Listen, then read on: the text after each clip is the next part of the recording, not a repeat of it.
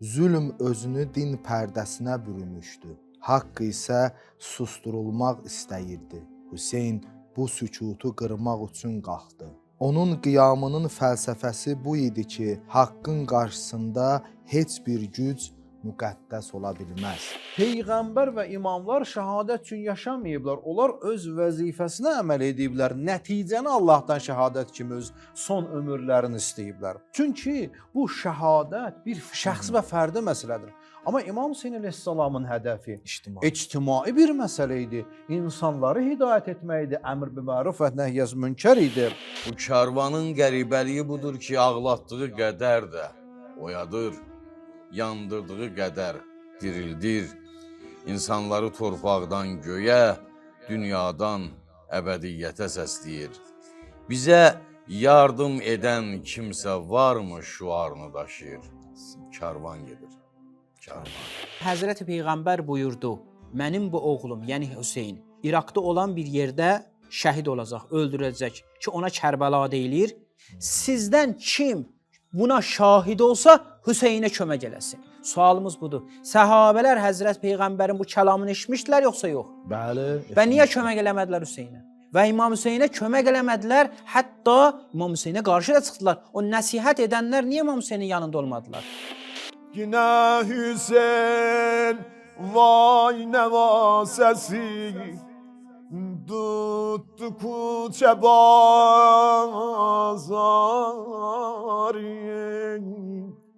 oğlumun azadari.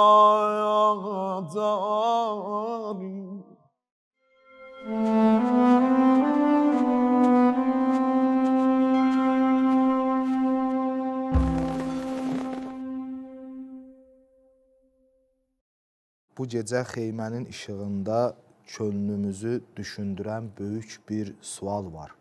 İmam Hüseynin qiyamının fəlsəfəsi nə idi? Kərbəla yalnız bir döyüş deyildi. O, insanlığın vicdanına yazılmış bir dərs idi. Hüseyn əleyhissalamın ayağa qalxması hakimiyyət uğrunda mübarizə deyildi. O, haqqın tapdalandığı bir zamanda susmamağın fəlsəfəsi idi. Zülm özünü din pərdəsinə bürümüşdü. Haqq isə susturulmaq istəyirdi. Hüseyn bu sükutu qırmaq üçün qalxdı. Onun qiyamının fəlsəfəsi bu idi ki, haqqın qarşısında heç bir güc müqəddəs ola bilməz. Əgər bir hakimiyyət ədaləti tapdalayırsa, ona itaət ibadət deyil, susmaq günahdır. Hüseyn əleyhissalam bu həqiqətləri bütün zamanlara bəyan etdi. Bu qiyam həm də insanın öz içindəki qorxuya qarşı bir qiyam idi.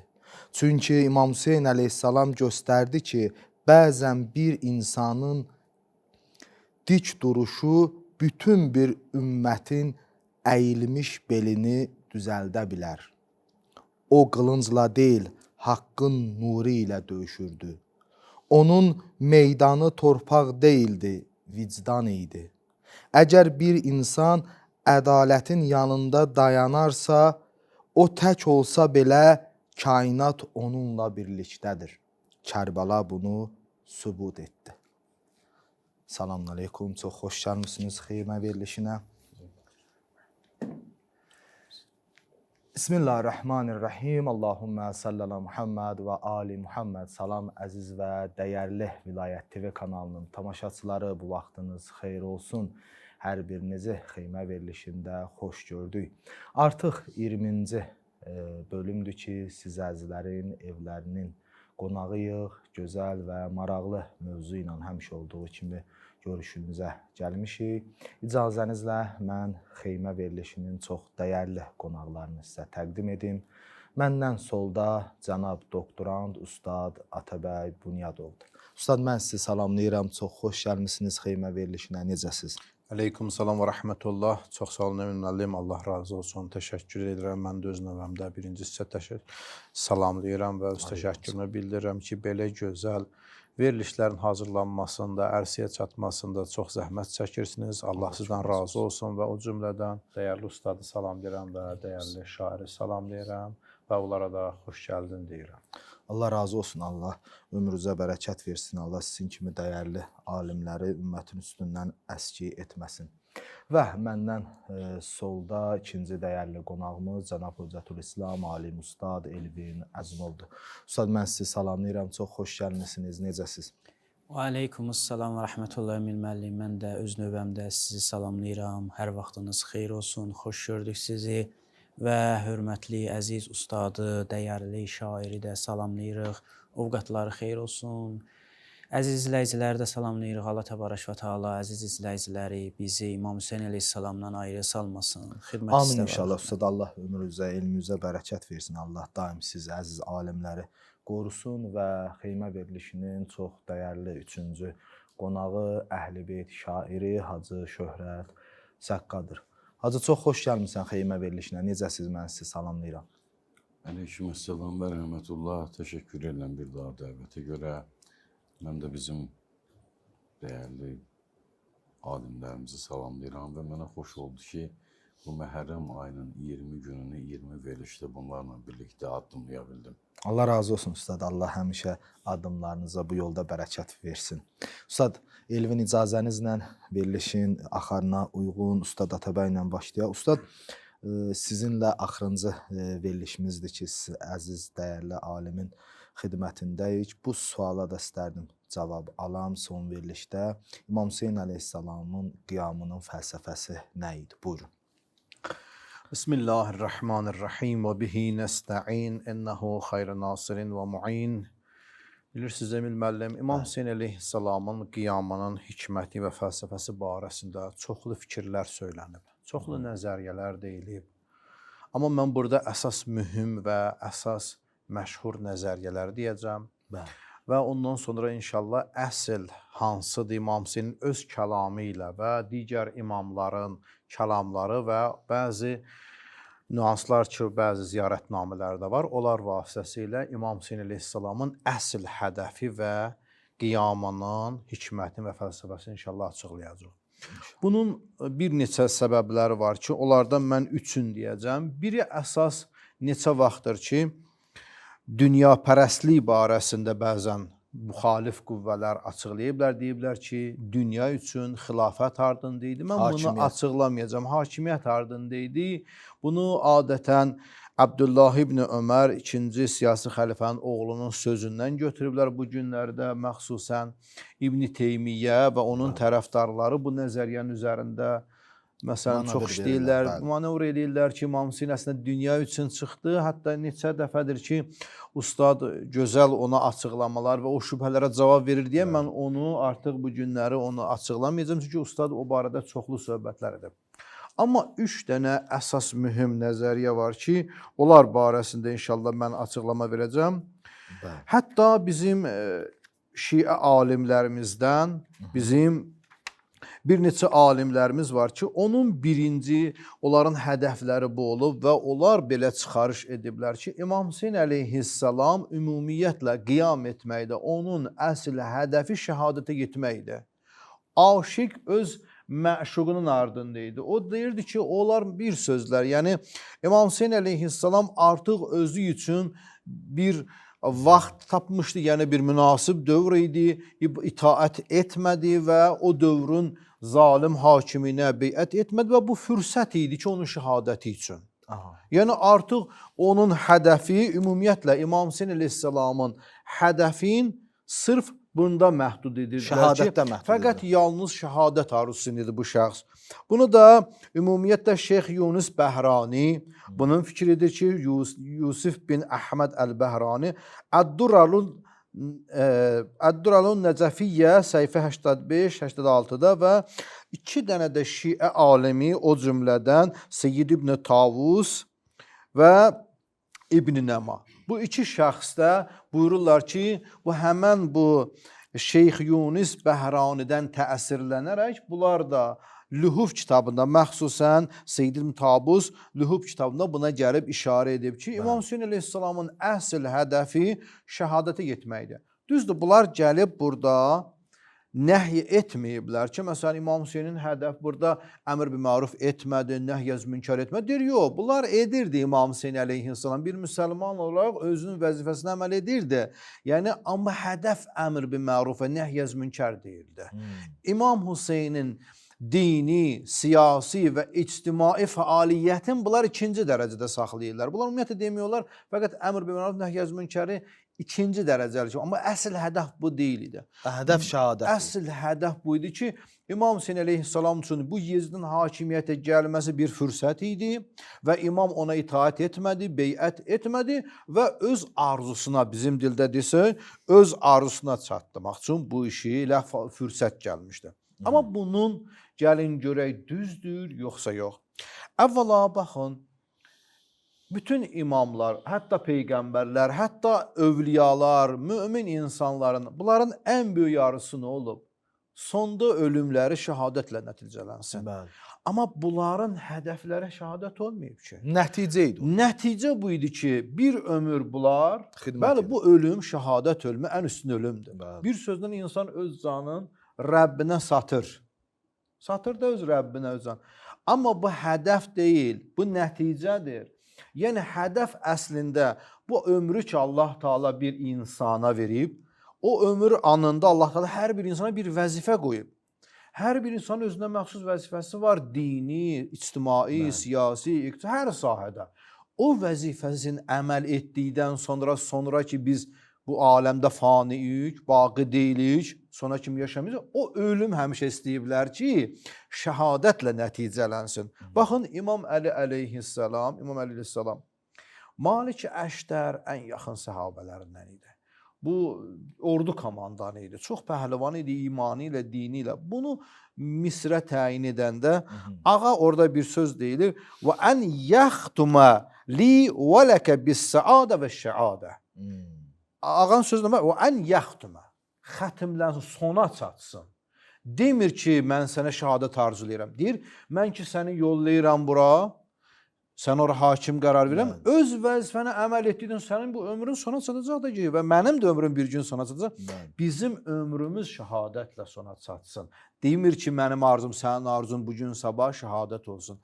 Ona görə baxın, bu məsələdə əvvəla dediyimiz kimi, bu məsələdə hər bir insanın, peyğəmbərlərin ölümün sonu nəticəsi şəhadətdir. Nəinki hədəfi şəhadət olsun.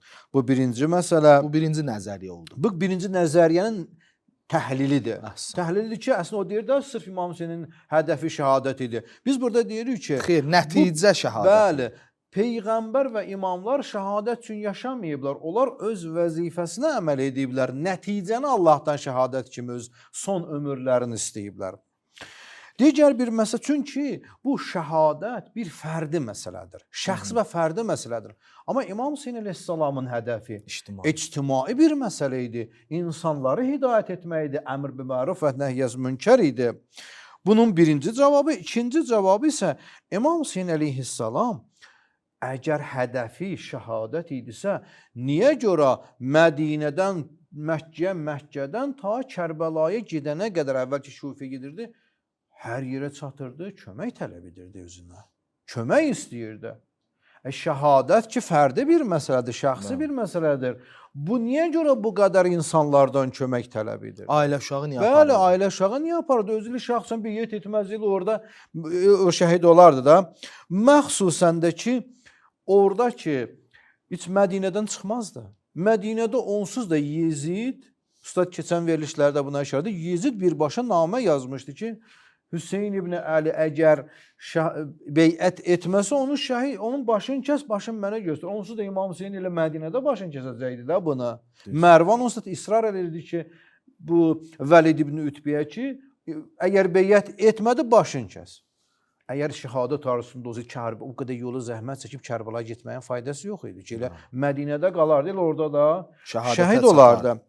Üçüncü məsələ isə İmam Hüseyn əleyhissalam əgər hədəfi şəhadət isə niyə Aşura günü sübh vaxtından ta özü şəhadətə yetənə qədər hey oradakı düşmənləri açıqlayırdı, deyirdi ki, bu işə addım atmayın. Bu səhv bir fikirdir. İmamınızın qanına əlinizi batırmayın. Bəli. İmam Hüseyin əleyhissalam onlara tövsiyə edir, nəsihət edirdi ki, bu iş səhv işdir, bu işi görməyin. Dördüncü məsələ isə bundan ibarətdir ki, İmam Hüseyin şəhadətə yetən insan niyə Müslim ibn Əqili Kufiyə yollayırdı? Şəhadət etsən məqsədi. Xeyr, İmam Hüseyin əleyhissalam Kufiyə yolladı Müslim ibn Əqili. Bu qədər minlərlə insan İmam Hüseynə beyət etmişdilər. Müslim ki, onun səfiri idi. Şəhadət niyyətlə beyət etmişdilər, yoxsa başqa bir məsələ idi. Deməli, bu nəzəriyyəni təhlil etdikdə qəbul etmək olmur. Bəli. Qəbul etmək olmaz. Çünki imamın Həm əsl də hədəfi intihardır da ustad. Bəli. 30 minin qabağına 72 nəfərlə Bəli. şəhadət niyyəti ilə çıxmaq olur intihar. Özü görə-görə ölümə vermək. Ona görə də imam kimi, İmam Hüseyin kimi bir məsum bir şəxsin belə bir addım atması, uzaq bir şey. bəli, uzaqdır. İkinci, bizim bəzi şiə alimlərindən hətta bu nəzəriyyəni qəbul deyiblər ki, İmam Hüseyin əleyhissalam İslam hökuməti qurmaq üçün, nəinki o, düşmənlər bəzən deyiblər, hakimiyyət ələ keçirmək üçün, xilafət edib, özü üçün bir həyat yaşamaq üçün. Xeyr, onu bizim, bugün Vahabilər bunu əldə tutublar. Amma bizim bəzi şiələrimiz buna işarə ediblər və bunlar buyurublar ki, biz İmam Hüseyin əleyhissalamın qiyamın İslam hökuməti qurmaq üçün gəlib, sonda nəticələnir. Bəlkə İmam İslam dövləti qurmaq istəyirdi və o da istəyir ki, İslam dövlətindən insanları idarə etsin. Bəli. Burada nə idi hədəf? Birinci hədəf İslam dövlətinin qurulmasında qələbə, birinci mətlub bu idi, hədəf. İkinci dərəcədə artıq əgər bu hökumət baş tutmadığı təqdirdə İmam Hüseyin başladı nəsihət eləməyə və yaxud bəzilərinə sülhə yol açmağa. Yəni ki, artıq da istəmirsiniz, mən qayıdım, filan, bəs məkan. Bunu artıq gətirmək. İmam birinci hədəfi bu idi, təşkil eləsin hökuməti və gördü, alınmır, artıq başladı ki, neynəsin? Yavaş-yavaş qayıtsın və sülh olsun. Üçüncü şərt bu oldu ki, artıq mətlubda tələb istənilən gəldi artıq şəhadətlə nəticələndə. Burada qayıdıb deyirlər ki, İmam Hüseyin əleyhissalamın hədəfi şəhadət deyil idi. Sadəcə birinci o hökumət təşkil etmək əldə olunmadı və hətta ikinci dərəcədə onlara nəsihət elədi ki, məndən işiniz olmasın. Artıq o quldurlar, düşmənlər səbəb oldu ki, İmam Hüseyin əleyhissalam öz hədəfini dəyişsin. Bəli, bəli, onu artıq şəhid eləsinlər. Amma İmam Hüseynin hədəfi şəhadət deyildir. Amma burada bir məsələ var ki, bunu da 4-cü və 5-ci əsrdə Şeyx Müfid, Seyyid Mürtəza və Şeyx Tusi bu nəzəriyyələr təqribən onlar qəbul edir. Amma gəlin baxın İmam Hüseyin əleyhissalam bu barədə nə edirdi? İmam Hüseyin əleyhissalam bu barədə əslində hədəf nədir? Burada gəlirlər bəzən elmi imaməti kənara qoyurlar. Yəni imam artıq bu işin nəticəsini bilmirdi. Nauzubillah. Özə bizim böyüklər bəzən çox təəssüf ki, bu nəzəriyyəni qəbul ediblər. Bunun nəticəsi budur. O nəzəriyyəni qəbul etsələr də, etməsələr də imamın qeyb elmi var, yoxdur. Amma bu nəticə ilə görürsən ki, bunların fikirlərindən imam, yəni ki, əslində bu qiyamın nəticəsidir, şəhadətdir, ondan xəbəri yox idi. Bu da imamət elmin kənara qoymaq deməkdir. Sual altı. Bu birinci məsələ. İkinci məsələ isə İmam Hüseyin əleyhissalama gəlib bir neçə nəfər tövsiyələr edəndə, nəsihətlər edəndə İbn Abbas, Abdullah ibn Cəfər, Muhammed ibn Hənəfiyyə deyəndə ki, Kufə əhli budur, sənin başına bu iş gələcəklər, nəticə ola bilsin, sənin şəhadətin nə ola bilər? İmam Hüseyin əleyhissalam deyirdi ki, düz deyirsiniz, mən bunu bilirəm də. Mən bilirəm deyirdi. İmam nə deyirdi? Deyirdi ki, və innəhu ləysə yəxfa aləyyə. Bu mənim üçün məxfi deyir, gizlin deyir. Ər-rə'yu ma rə'əytə. O siz dediklərinizi mən özüm yaxşı bilirəm. İmam sonun bilirdi nəticə etibarıyla. Və digər bir məsələ isə İmam Hüseyin əleyhissalam gözəl bir sözü var. Yəni sırf təşkil etmək, hökumət təşkil etmək deyir. İmam Hüseyin əleyhissalamın bundan gözəl bir nəticə almalı. İmam buyurur: "Vallahi inni la'arju an yakuna xeyran ma aradallahu bina qutilna av zəfərna." İmam Hüseyin əleyhissalam bu sözü ilə bizə onu çatdırır ki, mənim bu missiyam ki başlamışam, bunun nəticəsi istər şəhadətlə nəticələnsin, istərsə də zəfərlə, yəni mən İslam hökuməti qurmalı. Mənim hədəfim mühüm deyil ki, məsələn, şəhadət mənim istəyimlə deyil. Mənim əsl missiyam nə daha? O missiya Nə hakimiyyətdir, nə şəhadət. Bəli. Mənim missiyam O başqadır. nəticədir. O nəticə ola bilsin şəhadət ola bilər, ola bilsin ya da ki hakimiyyət. Amma İmam Hüseyn əleyhissalamın əsl qiyamının hikməti, fəlsəfəsi elə ağanın öz sözü ilə mən tamamlayacağam. İmam Hüseyn əleyhissalamın əsl hədəfi İslam ümmətin islah etməkdir. Baxın bu hədisi ilə İmam Hüseyn əleyhissalam öz hədəfini çatdırır. Enni ləm axruc əşirən. Mən xuruc etməmişəm, qiyam etməmişəm. Nəyə görə? Keyf üçün. Və yaxud vələ bətirən. Bətirən yəni ki, yəni boş-boş şeylər üçün, yəni öz istəyimə uyğun. Vələ mufsidən. Fəsad etmək üçün mən qiyam etməmişəm. Və la zalimən ki, məsələn, zülm etmək üçün mən qiyam etməmişəm. Burada cavabını deyir. Və innəmə xarəctu li tələbil islahi fi ümməti cədd. İnnəmə burada həsrə çatdırır. Mən yalnız və yalnız qiyam etdim. Niyə görə? Cəddim Rəsulullahın ümmətin islah etmək üçün. Uridu nə ilə?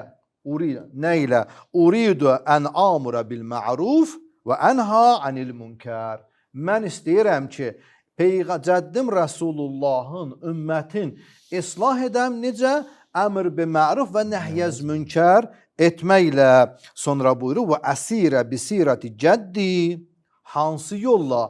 Cəddim Rəsulullahın üslubu ilə və Əbi Ali ibn Əbi Talib. Yalnız cəddim Rəsulullah və Ali ibn Əbi Talibin üslubu ilə. Yəni, bizim yolumuz Peyğəmbər yoludur. Peyğəmbər vilayət yoludur. İmam Əlinin də yolu əslində Peyğəmbər yoludur və mən Hüseyn də həm Peyğəmbər, həm İmam Əli əleyhissalamın üslubu ilə bu Peyğəmbər cəddim Rəsulullahın ümmətini islah etmək istəyirəm. Allah razı olsun. Ustad, Allah ömrünüzə bərəkət versin. Həqiqətən dəyərli nöqtə idi. Bunlara aydınlıq gətirdiniz. Hacı, şeirin vaxtıdır. Buyurun, sizi dinləyirik. Teşekkür ederim ben de bizim ustada. Allah razı olsun. Karvan gedir. Əsrlərin timsalında bir ah, bir naliyə dönüb gedir. Kərbəlanın qan qoxulu səhərindən qalxan həqiqət ələmi tək gedir. Elə bir pərçəm ki, zaman onu sustura bilməz. Zaman onu köhnəldə bilməz, karvan gedir. Əsrlərin ayaq izləri ilə cızılmış yollarla gedir. Qandal vurulmuş, yara olmuş ayaqların izi ilə Şama həqiqət yükünü, qiyam atəşini daşıyır. Karvan gedir, arxasında yanmış çadırların tüstüsü, önündə isə yetimlərin baxışları, bu tərəfdə şəhidlərin qanı, bir tərəfdə qadınların fəryadı. Bir tərəfdə başsız bədənləri buraxıb, bir tərəfdə bədənsiz başları aparır. Daşların belə qan ağladığı bu müsibətin yükünü çəkə-çəkə karvan gedir, karvan gedir. Əllər bağlı, qəlbləri azad, başları nizələrdə, amma məqamları ərşdə. Taqətləri kəsilmiş, nidaları ucalmış, məzlumiyyətlərində sınmazlıqları, ölümlərində mərdanəlikləri, aşkar görünən bir karvan. Zülm zəfər çaldığını güman edərkən, xərabələrin qaranlığından doğacaq qiyam günəşini görə bilməzdi. Görə bilməzdi ki, Kərbəla bitməyib, yenicə başlayır. Bu gündüzü gətirmək üçün karvan Kufiyə gedir, Şama gedir. Hər addımında bir ürək yarası qanıyır. Hər dayanacağında bir göz yaşı zəmzəmə çevrilir. Bu karvanın qəribəliyi budur ki, ağlatdığı qədər də oyadır, yandırdığı qədər dirildir. İnsanları torpaqdan göyə, dünyadan əbədiyyətə səsləyir. Bizə yardım edən kimsə varmı şuarını daşıyır? Karvan gedir, karvan gedir. Allah razı olsun hacı. Allah nəfəs və qələm və bərəkət versin. Həqiqətən çox gözəl şeir idi.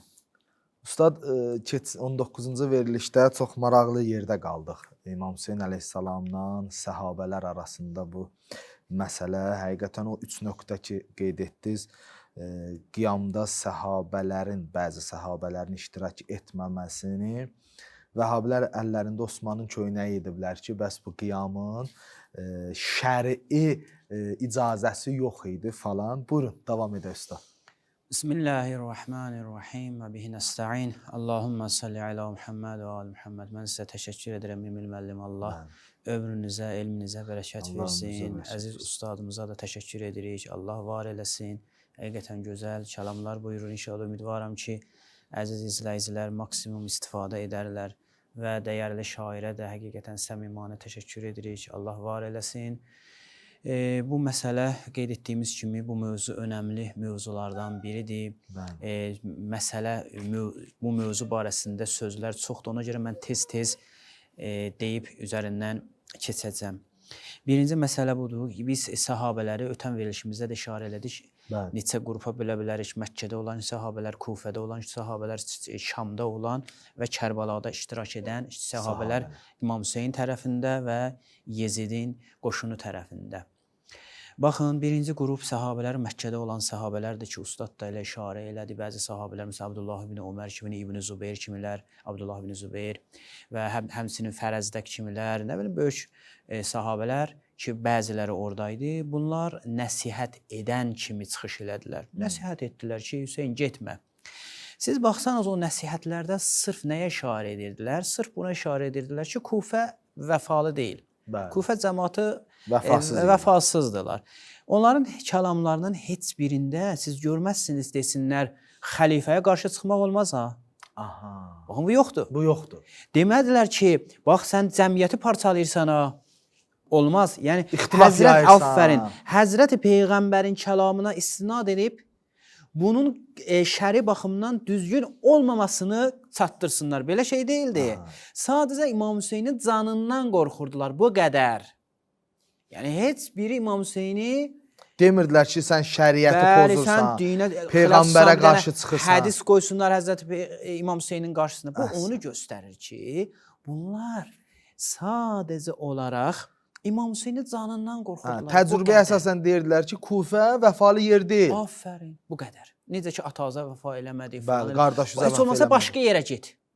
Başqa yerə. Bu baxışı idi. Aferin. Bu onu göstərir ki, bunlar ki, deyirlər, baxın, Peyğəmbər deyib bu işi görmək olmaz, İbn Teymiyyə çabalayır, bunlar hamısı yanlışdır. Və İmam Hüseyin əleyhissalam cavab da verirdi.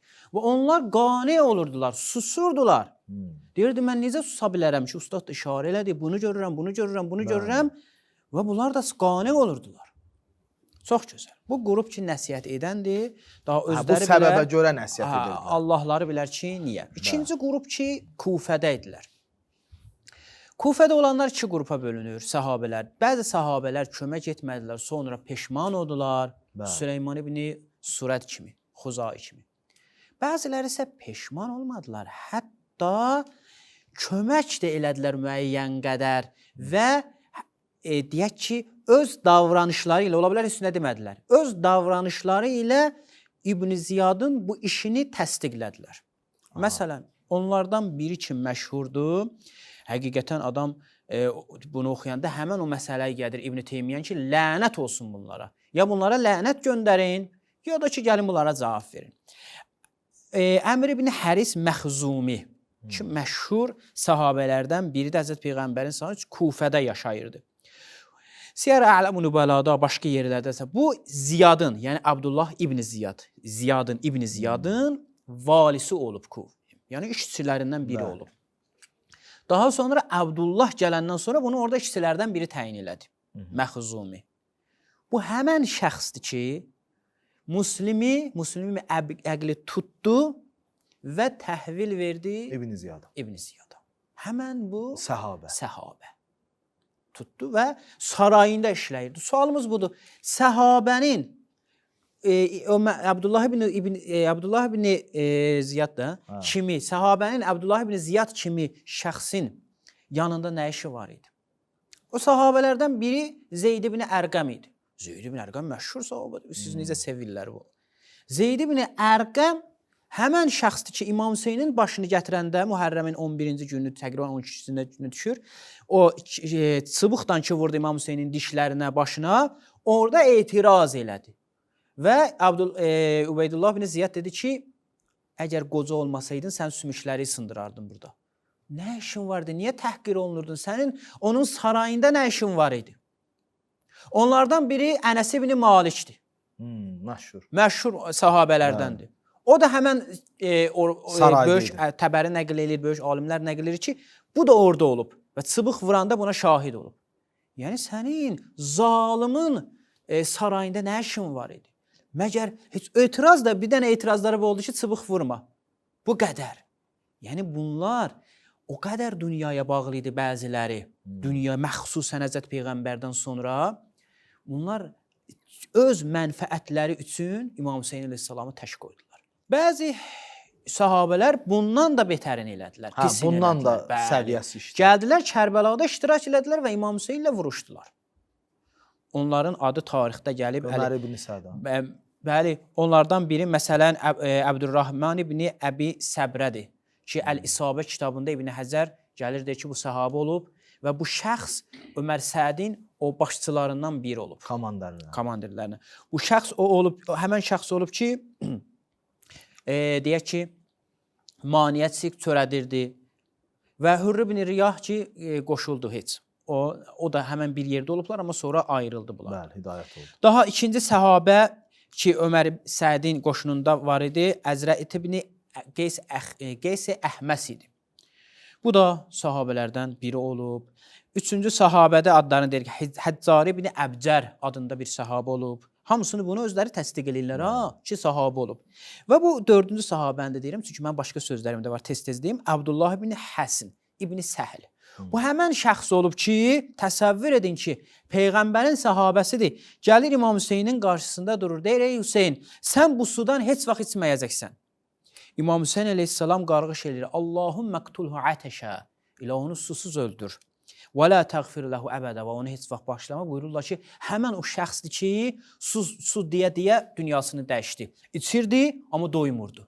O qədər içdi, dünyasını dəyişdi. Sahabə, Peyğəmbərin nəvəsinə, cənnət ağaları, behişdə olan o ağalar, cavanların ağasına deyir ki, sən bu sudan içməyəcəksən və İmam Hüseyin də ona qarğış eləyir.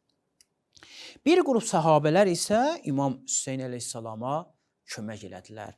Nə qədərdir? Əlbəttə, müxtəlifdir. Ən azı, məsələn, bunları təsdiqləyirlər Ənəs ibn Haris Əl-Kahili. Bunun barəsində bir şey oxuyacağım. Onların adlarını deyim, Ənəs ibn Haris Kahilidən bir söz oxuyacağım. Əbdürrahman ibn Ənsari Əl-Xəzrəci, Həbib ibn Müzahir ya Məzahir, Müslim ibn Osəcə, Əmmar ibn Səlami Həmədani, sonra başqaları ki var, gəlib adları. Bunlar üzərindən keçir. Bunlar da sahabələr. Nə üçün bunların sözlərini istinad eləmirsiniz? Mən bir şey oxuyacağım. Bu Ənəs ibn Haris Kahilidən əziz izləyicilər diqqətlə qulaq assın. Mötəbər mənbədə nəql olunub, Şəvkani də bunu nəql eləyir. Ənəs ibn Harisdən, bu şəxsdəndir. Soruşdular ki, Ənəs ibn Harisdən soruşdular, sən niyə İmam Hüseynin köməyinə gedirsən? Bəli. Dedi ki, mən eşitmişəm Həzrəti Peyğəmbər buyurdu. İnnəbni həzə, mənim bu oğlum, yəni Hüseyin, yuqtalu bi ərzin min ərzil İraq. İraqda olan bir yerdə şəhid olacaq, öldürüləcək ki, ona Kərbəla deyilir. Fəmən şəhidə zəlikə minkum fəlyansurhu. Sizdən kim buna şahid olsa, Hüseynə kömək eləsin. Sualımız budur. Səhabələr Həzrət Peyğəmbərin bu kəlamını eşitmişdilər, yoxsa yox? Bəli. Və niyə kömək eləmədilər Hüseynə? Və İmam Hüseynə kömək eləmədilər, hətta İmam Hüseynə qarşı da çıxdılar. O nəsihət edənlər niyə İmam Hüseynin yanında olmadılar? Peyğəmbərin bu kəlamını eşitməmişlər. Hədisdə də yazır, İsnaduhu ricalu siqat. Siqədir bunun ricalları. Yəni hədis səhihdir. Bu birinci dəfə deyir ki, bu səhabələrin bu işləri elə İmam Əlidə, Qədirxumda da eşitmişdilər də. Bəli, neçə yüz, neçə min şey tərəfdə, Muaviyyə tərəfdə də çıxdılar. Təlhə, Zübeyir kimilər və digərlər. Ayşə kimilər. Mən bir söz, bunlar İmam Hüseyin əleyhissalam barəsində nəinki səhabələr təşk qoydular İmam Hüseyni, hətta Daha sonra alimləri də İmam Hüseyni tək qoydular. Yəni nə? İmam Hüseynin fəzilətini zikr eləmədilər. Mən sizə bir şey oxuyuram. Mən əminəm ki, bunu bəlkə də 90%, hətta deyirəm 99% əziz izləyicilərimizdən eşidən olmayıb. Yəni eşitməyiblər. Əl-İxtilaf fil-Ləfz kitabında və Rəddu aləl-Cəhmiyyə vəl-Müşəbbihə kimindir? Quteybə Əd-Dinəvəri. İbn Quteybə ki, məşhurdur. Orada gəlir bir söz deyir. Deyir ki, həmən o məsələyə işarə edir ki, biz dəfələrlə danışmışıq. Əziz izləyicilər, baxın, əhl-i sünnət bu nasibi vəhabiləri və təəssübkeş əhl-i sünnələri tanıyın siz. İbn Quteybə özü etiraf edir. Deyir ki, bəziləri rafizilərinğuluv etməyini gördülər. Gördülər ki, rafizlər qurub eləyir Əli barəsində böhtanlar da atır, işim yoxdur. Ki, nə bilim, Həzrət Əli Peyğəmbərdə şərik idi, nübüvvətdə filan bu məsələlər. Bunları gördülər, nə etdilər? Rafizilərdən qisas almaq üçün, diqqətlə qulaq asına, rafizilərdən qisas almaq üçün və təhəmə kəthirun minəl muhaddisin ən yuhaddisu bi fəzaili. Boyun qaçırdılar. Əksər hədis alimləri nədən boyun qaçırdılar? Əhl-i Beytin fəzilətini nəql etmişdir. Onlar ki, vacibdir onlar üçün onları izhar etməkdən. Və bütün bu hədislər də səhihdir ya, amma demədilər. Burası önəmlidir. Mən burasını oxumaq istəyirəm. Söhbət kimdən gedir? Buxari kimi alimdən, Müslim kimi alimdən, hədis alimdən, muhaddislərdən. Deyir, və cəalu, bu həmən muhaddislər, hədis alimləri, İbnəhu Əl-Hüseyn, onun oğlu, Əlinin oğlu Hüseyni xariciyyən, xarici adlandırdılar. Dindən çıxmış. Yəni dindən çıxmış. Şaqqan li'usal müslimin, müsəlmanların o toplumunu vuran. Həlalət dəm, qanı halal. Kim danışır bunu? İbn Quteybə deyir. Nəyə əsasən? Həzrət Peyğəmbərdən güya bir dənə hədis var ki, hədis də budur ki, məndən sonra fitnələr baş verəcək, hər kəs bu ümmət arasında parçalama aparmaq istəsə, fəzribuhu bis-seyf, qılıncla onun başını vurun. Dedilər, baxın, Hüseyn də parçalanma aparmaq istəyirdi, parçalatma yaratmaq istəyirdi, yəni xaos yaratmaq istəyirdi. Çox gözəl. İndi İmam Hüseyn əleyhissalam, təsəvvür edin, bu hədisə əsasən, özə bu hədis harada nəql olunub, Emil müəllim? Müslimdə nəql olunub. Mən bütün vəhabilərə deyirəm bu sözü. Bəli. Bütün əhl-i sünnəyə deyirəm. Bunu nəql eləyən Ərfəcə İbn Şureyhdir. Ərfəcə İbn Şureyh. Siz təsəvvür edin. Hətta bəzi Əl-İstiab kitabında bəzi alimlər də etiraf ediblər. Mən də araşdırma apardım. 2 dənə bəziləri etiraf edirlər ki, bu şəxsin ömründə bir dənə hədis olub. O da budur. Təsəvvür edin ki, bir dənə hədisdir. Hədisi nəql edib, o da bu. Yəni, belə bir şey yoxdur. Adətən nəql eləyəndə 10 dənə, 15 dənə, 20 dənə hədis və etibar olunur ona. Bu hədisi əllərində ələm götürüblər, bayraq ediblər və ona əsasən İmam Hüseyni qətlinə üçün və ona görə İbn Ərəbi Maliki deyir ki, Hüseyn cəmiyyəti pozdu. O toplumda olan o ittihadı pozdu və öz babasının qılıncı ilə şəhid oldu. Çünki öldürüldü. Çünki hədisdə də var. Yəni bunlar həm hədis alimləri. Mən bir dənə də sonuncu sözümdür. Bunlar o qədər İmam Hüseynə hörmətsizlik etdilər. Tək qoydular sahabələr, bəziləri. Həmçinin alimləri bu cür. Hətta bəziləri, Emin müəllim, bəziləri gəlib İmam Hüseyni səhabə belə saymırlar. Deyirlər, İmam Hüseyin sahabə deyil ki. Nəuzubillah. Yəni, İmam Hüseyin, bilirsiniz mənası nədir? Bir dənə kitab var, Ər-Razi İbn Əbi Hatəmdir. Kitabın adı Əl-Mərasildir. Mənası nədir? Şair. Mənası budur ki, Peyğəmbəri görməyib, amma Peyğəmbərdən hədis bizə nəql eləyir. Mürsəl deyərlər buna. Yəni, məlum deyil kimdən, birbaşa Peyğəmbəri görməyib. Deməli, ortada kimsə var, kəsilib. Ona deyərlər mərasil. Deyir ki, İmam Hüseynin nəql etdiyi hədis mürsəldir. Mürsəl hədisi də atmaq lazımdır kənara. Tamam, İmam Hüseyn nə nəql elədisə, əgər demədisə Peyğəmbər buyurub, yəni ortada üzr istəyirəm, şəxsin adını demədisə, məsələn, mən bunu eşitdim Ənəs ibn Malikdən, İbn Abbasdan, o sözləri demirsə, bunun sözün dəyəri yoxdur, vurmaq lazımdır divara. Mənası budur. Görün nə deyir? Deyir ki, atamdan eşitmişəm ki, deyirdi, Hüseyn ibn Əli leysə ləhu suhbətun, Həzrət Peyğəmbəri görmür, səhabə deyil o. Nazım. Yəni bunlar o qədər endirdilər. Axı digər tərəfdən desələr sahabədir. Yezid kimi öldürüb? Sahabəni öldürüb. İnşallah vaxt qalsa mən növbəti verilişdə indi vaxt yoxdur. Sübut edəcəm ki, bunlar İmam Hüseyni öldürənə də bəraət qazandırdılar həmən sahabələrə. O cümlədən Əmmara da. Əmmarı öldürən kim idi? Mən çünki ola bilər növbəti verilişimizdə vaxt olmasın. Əmmarı öldürən şəxs, şəhid edən səd Əbi Qadiyə idi.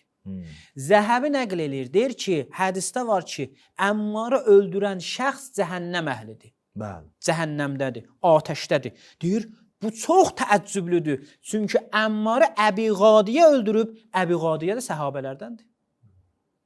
Sahabədən. İndi sual budur. Nə qədər sual vermişik, bizə cavab verməyiblər. Əbi Qadiyə, İbn Teymiyyə özü də etiraf edir, sahabədir. Əmmarın qatilidir. Birbaşa Əmmarı öldürdü. Hədis uzundur. Daha demirəm necə oldu. Əmmar Osmanı söyürdü. Bu kiçin yer Osmanlısı idi. Gəldi Əmmarı öldürdü və özü də etiraf edir ki, mən öldürdüm Əmmarı. Əbi Qadiyə cəhənnəm əhlidir yoxsa yox? Əbi Qadiyə Vəhhabi dünyası cavab verir. Deyir, yox, Əbi Qadiyə də cənnətdədir. Əmmar da cənnətdir. Bəli, ustad, Allah razı olsun. Təşəkkür edirəm. Allah ömrünüzə bərəkət versin. Allah sizi və sizin kimi dəyərli alimləri ümmətin üstündən əsir etməsin.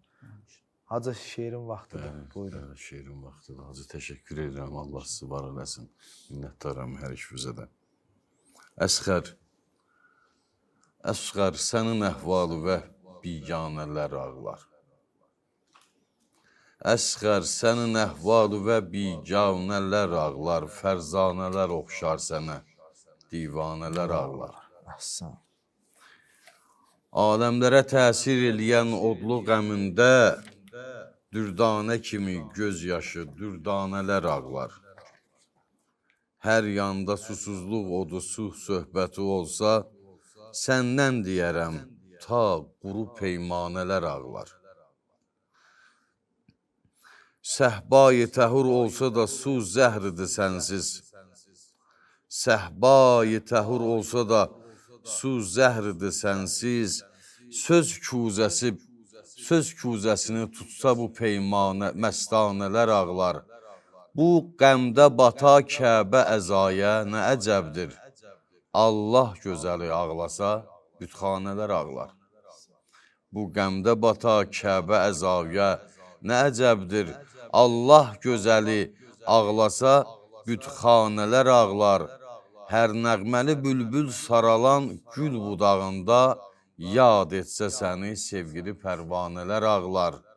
Yad etsə səni sevgili pərvanələr ağlar. İstəklilər istəklisi xatun-i qiyamət. İstəklilər istəklisi xatun-i qiyamət. Qana boyanan telləri və şanələr ağlar. Qan ağladı gözdən sənə üç şöbəli peykan. Zəhra sənə qan ağlasa gör bir nələr ağlar. Zəhra sənə qan ağlasa gör bir nələr ağlar. Allah razı olsun Hacı. Ömür və ruzu və bərəkət. Mən hər üç dəyərli qonağa öz adımdan təşəkkür edirəm. Verilişimizin bu anında xeymə verilişinə Əhl-i Beyt məddahı Hacı Mikail Əcəllini dəvət edirik. Hacı, çox xoş gəlmişsiniz xeymə verilişinə. Mən sizi salamlayıram. Necəsiniz? Dəvətinizdən təşəkkür edirəm ki, məhəbbət buyurasınız, ağalıq edəsiniz.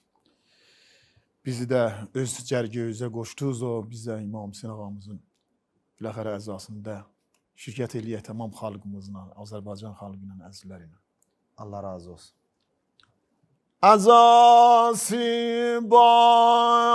başlandı oğlum, gel azaya ya Zehra, gel azaya ya Zehra. Azası başlandı oğlum, gel azaya ya Zehra, gel azaya ya Zehra. Gelib nevaya Hüseyinçiler, gel nevaya ya Zehra'yam, gel azaya ya Zehra. Günahkara giydi aynine, oğlun azadari,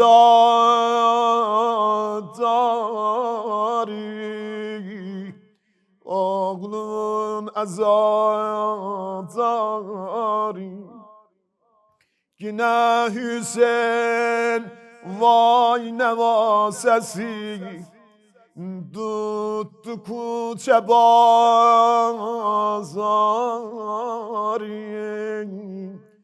oğlumun azadari. Yine gelip şure oğlumun aşıkane zevvari, aşıkane zevvari. Yine çıkıp desteler gedir Kerbela'ya ya Zehra'ya, Kerbela'ya ya Zehra. Hey, hemişe ehli tevella geler Hüseyin yasına, murid-i itreti ta geler Hüseyin yasına. Saadet istiri namehreme nasip olmaz, ki marifetli ehbba geler Hüseyin yasına. İltiması dualar ki sesimizi eşidirler. İnşallah hamı əzizləri dua eləyərlər. Məxsusən İmam Hüseyin Aleyhisselamın əzaxanəsinə gedəndə gözündə ağlamasa, qoş səsinə zadarəm, müqəyyəd olma ki Zəhra gələr Hüseyin yasına. Bu gözleriz yaşını Fatime'ye garap arar. Bu gözleriz yaşını Fatime'ye garap arar. Yanında Meryem Sara geler Hüseyin yasına. Kıyametin günü mehrum olar şefaatten, olar ki behri temaşa geler Hüseyin yasına. Ezaliye ne temaşa, bizim ağamız ölüp ay Zehra. Hey, ezaliye ne temaşa, bizim ağamız ölüp yürekte derdi muazza geler Hüseyin yasına. Mezahir oğlu Habibin gözü bu bezmidedir, eşitgilen deme bir ca geler Hüseyin yasına. Bir nefer alim Habibin mezahiri yuxuda gördü. Enzileda can peygamberin likabinde, şemşir vurdun Ali'nin likabinde, İmam Hasan'ın likabinde şemşir vurdun. Hoş saadet ve İmam Hüseyin Aleyhisselam'ın likabinde şehit oldun. Aya yine arzun vardı ya yok. Yürüdüler bile ağladı. Dedi dünyada bir tane arzum kaldı. Habib ne de arzun? Dedi ay kaş Xuda mənə bir, Allah mənə bir dubara ömrü verəm. Gidəm Hüseyin əzasına şirkət eləyəm. Mən də üzümü qoşam Hüseyn ağlayanlara, bu mənim arzumdur ya Allah. Məzahir ağlayı Həbibin gözü bu bəzmidədir. Eşitgiləndimə bica gələr Hüseyn yazma. Məlaikin səmavatım Cəbrəil əmin Bəray ərzi təsəlla gələr Hüseyn yazma. Zənanə məclisi, hər yerdəki xanımlar məclisi qurarlar. Zənanə məclisi hayanda qurulsa qardaşıma, qabaqsa Zeynəb Kübra gələr Hüseyn yazma. Başıma dolan vay qardaşım.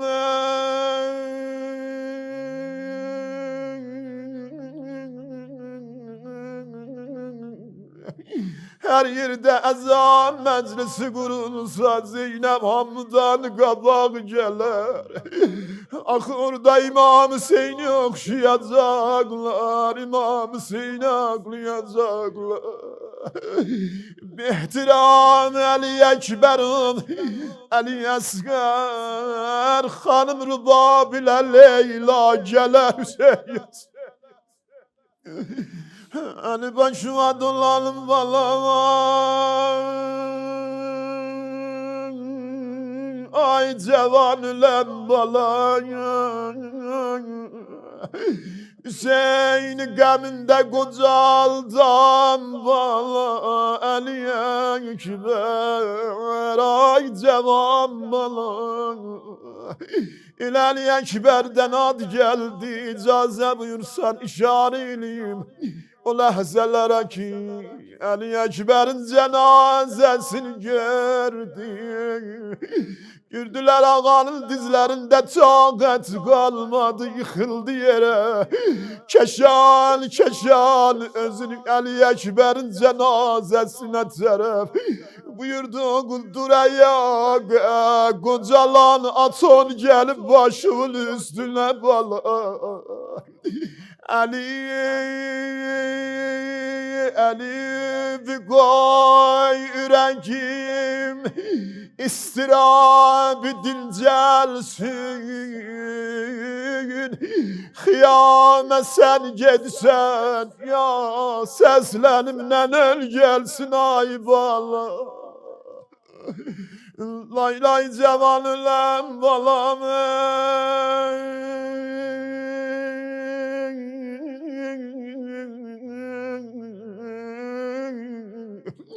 Oğul bu mənim başın dizim üstə almışam. Yığmağa nəşünə banı salmışam. Bala bir nəfər bilmir, oğul nə halə qalmışam ay bala. Lay lay cəddimə bənzər balam.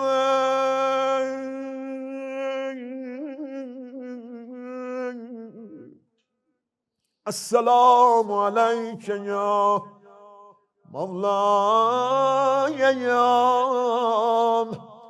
Ebu Abdillah. Allah razı olsun hacı. Allah nəfəs və səs və bərəkət versin. Allah səni həmişə Əhl-i Beyt yolunda bu cür xidmət edənlərdən qarşılasın. Mən öz adımdan, veriliş adımdan hər üç dəyərli qonağa, dəyərli ekspertlərə təşəkkürümü bildirirəm dəvətimizi qəbul edib gəldiyinizə görə. Əziz tamaşaçılar, bizə ayrılan vaxt burada tamam olur. 20-ci verilişin sonu idi. Allah bütün ibadət və itaətlərinizi qəbul eləsin.